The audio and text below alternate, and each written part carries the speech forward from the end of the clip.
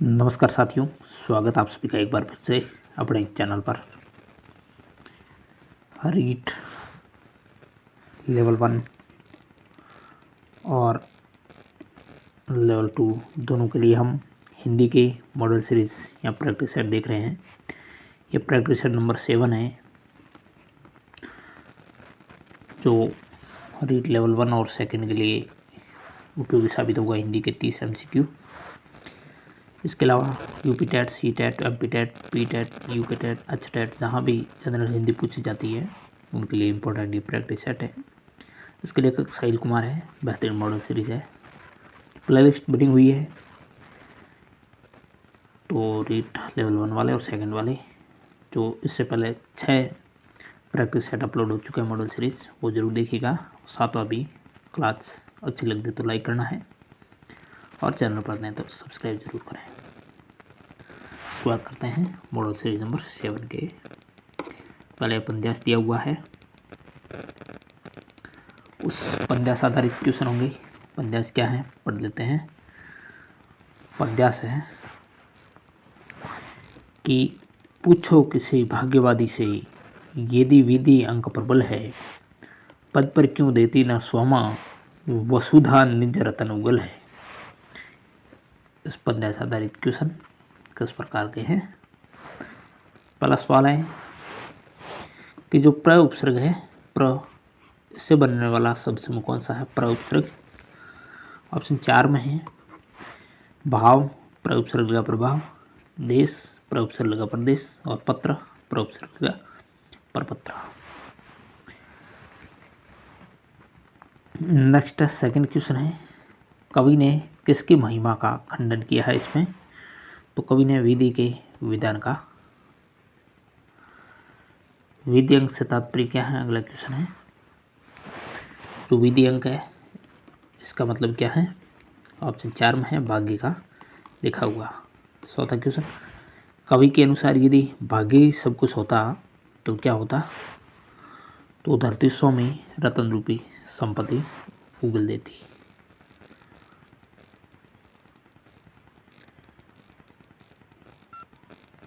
धरती सौ में रत्न रूपी संपत्ति उगल देती। चौथा क्वेश्चन राइट होगा।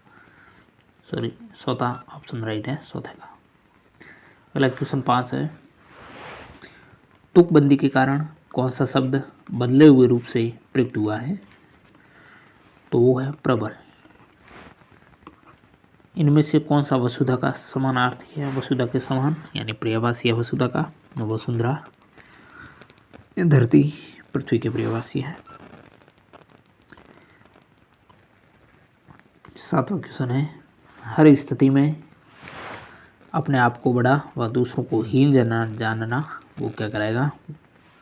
वो घमंड है। अपने को बड़ा, दूसरों को हीन। किसी व्यवस्था के संबंध में निर्देश देने वाला अधिकारी वाक्यांश के लिए एक शब्द, वो कहलाएगा निदेशक। व्यवस्था के लिए निर्देश देता है तो निदेशक होगा। 9वां क्वेश्चन बेहतरीन क्वेश्चन है, तनु और तनु यानी छोटा ऊ है नु में और यहाँ बड़ा ऊ, तनु और तनु युग्म शब्द के सही अर्थ भेद का चयन करना। दोनों का अर्थ भेद सही बताना है। दुबला और उस तनु का पुत्र, यानी 9 का ऑप्शन 3 है। जो छोटी मात्रा नु की लगती है वो दुबला होगा और जो बड़ी लगती है वो पुत्र होगा। अगला क्वेश्चन 10वां सवाल शब्द से जुड़ा हुआ सवाल है। क्या क्वेश्चन है देख लेते हैं। सवाल है कि निम्न में से संधि का गलत प्रयोग हुआ है, यानी सही संधि नहीं हुई है। ऑप्शन 4 में, चारों में सही संधि हुई है। निरोध,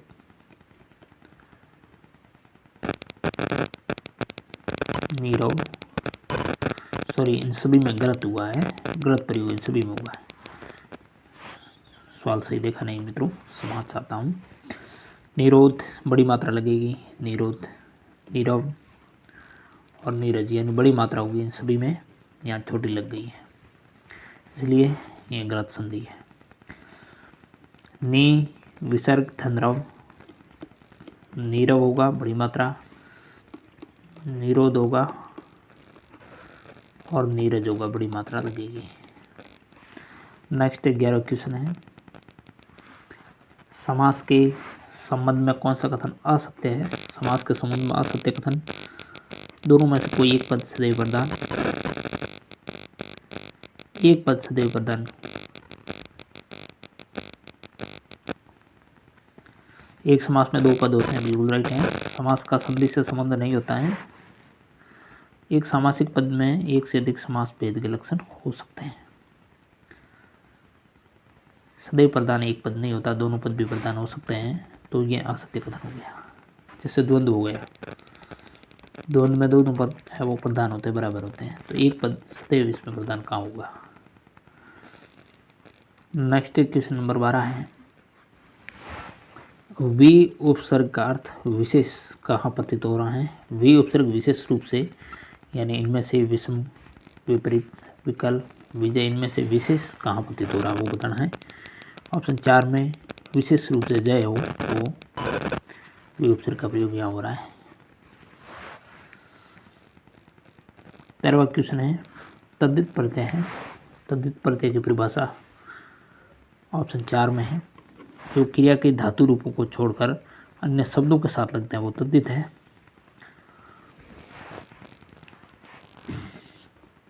तद्धित प्रत्यय शब्दों के साथ लगेंगे हमेशा, तद्धित प्रत्यय होंगे। ऑप्शन 4। 14वां क्वेश्चन है, सवाल पूछ रहा है कि कृपया मेरी सौभाग्यवती कन्या के विवाह में पधारे, तो वाक्य में शुद्ध रूप क्या है? ये गलत वाक्य दे रखा है, इसका शुद्ध रूप होगा कृपया मेरी सौभाग्याक्षिणी कन्या के विवाह में पधारे। सौभाग्यवती नहीं होगा, सौभाग्याक्षिणी होगा। इसलिए आपने देखा होगा जो विवाह कार्ड होता है उस पर सौ का लिखा होता है, उसका मतलब ये होता है सौभाग्याक्षिणी।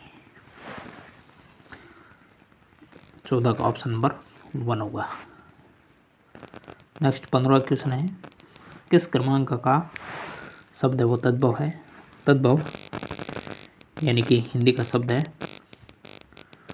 ऑप्शन 2 में मक्खी, ये तद्भव है। मातुल, मित्र और मयूरी है, सारे के सारे संस्कृत के हैं, यानी बाकी के तत्सम है। 16 क्वेश्चन है, ग्राह्यात्मक कौशल में शामिल है। हम हिंदी शिक्षण शास्त्र के हिंदी टीचिंग मेथड के क्वेश्चन देख रहे हैं आप लोग। ग्राह्यात्मक कौशलों में शामिल है, यानी हम ग्रहण करते हैं कौन से कौशलों के माध्यम से? ऑप्शन 3। सुनते हैं तो ग्रहण होता है, पढ़ते हैं तो ग्रहण होता है, तो ऑप्शन 3 में है। 17वां क्वेश्चन है, 17वां सवाल पूछ रहा है कि मोहन को जब भी कक्षा में उत्तर देने के लिए कहा जाता है तो वह हगलाने लगता है, इसका क्या कारण हो सकता है भाई वो बताना आपको।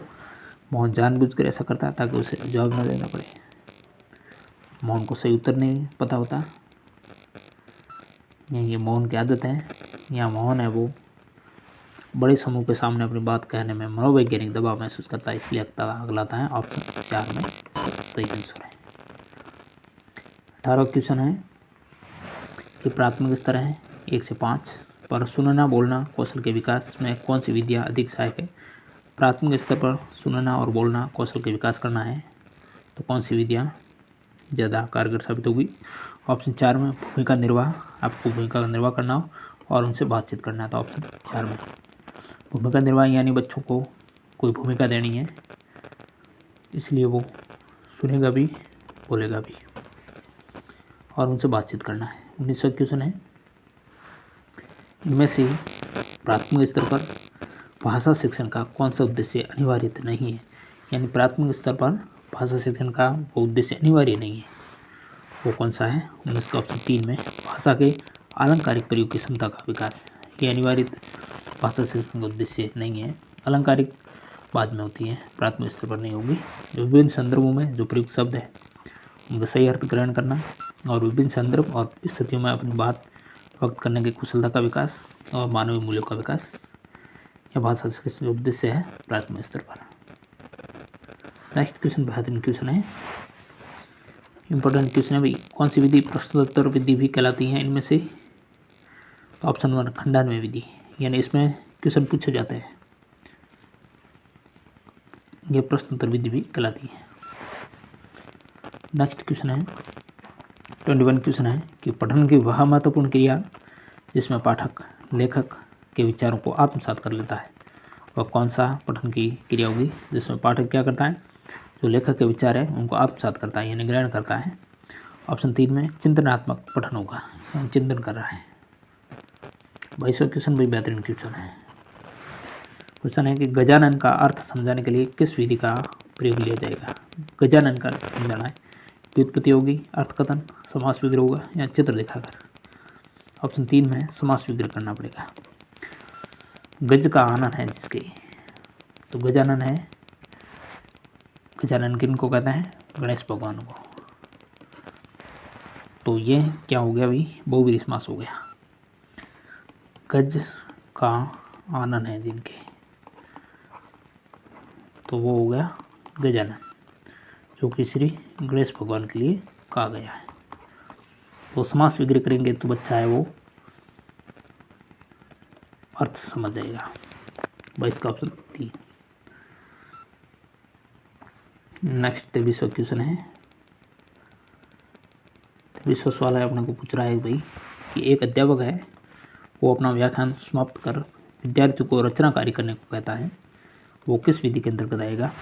एक अध्यापक क्या करता है, पहले तो व्याख्यान है पूर्ण कर रहा है, फिर विद्यार्थियों को कह रहा है कि रचना कार्य करो, तो वो कौन सी विधि होगी? वो होगी ऑप्शन 2 में, वो प्रवचन विधि होगी। 24वां क्वेश्चन है, वर्णनात्मक कविता शिक्षण की सही विधि कौन सी है? जो वर्णन वाली कविताएं हैं, ऑप्शन 3 वो होगी शब्दार्थ प्रणाली, यानी वर्णन करके उन शब्दों का वर्णन करना अर्थ होगा, तो वो विधि शब्दार्थ प्रणाली करेगी। ऑप्शन 3। 25वां क्वेश्चन है, बेहतरीन क्वेश्चन भी। सबसे पहले जो भाषा प्रयोगशाला है उसका प्रवर्तन कहाँ हुआ था? वो अमेरिका में हुआ था। डाल्टन विधि को किस नाम से पुकारते हैं? डाल्टन विधि का दूसरा नाम है, वो है ऑप्शन 2 में मंत्रणा विधि। डाल्टन विधि को क्या कहते हैं? मंत्रणा विधि। नेक्स्ट 27 क्वेश्चन है, मुस्कुराकर, यानी मुस्कुराकर किस शब्द को स्पष्ट करना कौन सी विधि में भाई? वो अभिनय विधि होगी। मुस्कुरा रहे हैं तो नाटक कर रहे हैं हम। 28वां क्वेश्चन है, और ये वेरी इंपॉर्टेंट क्वेश्चन है, उद्बोधन विधि का प्रयोग किस स्तर पर ज़्यादा उपयोगी साबित होगा? प्रारंभिक स्तर पर। उद्बोधन विधि है वो गद्य शिक्षण की विधि है, ये आपको ध्यान रखना है। 29 क्वेश्चन, निम्न में उच्च स्तर पर रचना शिक्षण में प्रयोग की जाने वाली विधि कौन सी है? उच्च स्तर पर रचना शिक्षण, तो वो होगी मंत्रणा विधि। 30वां और अंतिम क्वेश्चन प्रैक्टिस सेट नंबर 7 का, निम्न में रचना शिक्षण की विधि नहीं है, कौन सी रचना शिक्षण की इनमें से विधि नहीं है? खंडान्वय विधि, ये है कविता शिक्षण की विधि, खंड अन्वय। 30 का ऑप्शन 2 होगा। ये थे मित्रों 30 क्वेश्चन, बेहतरीन MCQ हमने देखे। 30 में से काफ़ी सवाल है रिपीट भी हुए हैं, यानी ये सवाल एग्जाम में आ चुके हैं, आने की संभावना भी बनती है। क्लास कैसी लगी मित्रों? लाइक करें, शेयर करें और सब्सक्राइब भी ज़रूर करें। चैनल पर नए हैं तो PDF इसकी अपने टेलीग्राम चैनल पर मिलेगी, डिस्क्रिप्शन में टेलीग्राम का लिंक मिलेगा आपको। चलिए मित्रों, नेक्स्ट मिलते हैं प्रैक्टिस सेट नंबर 8 के साथ। Thank you very much.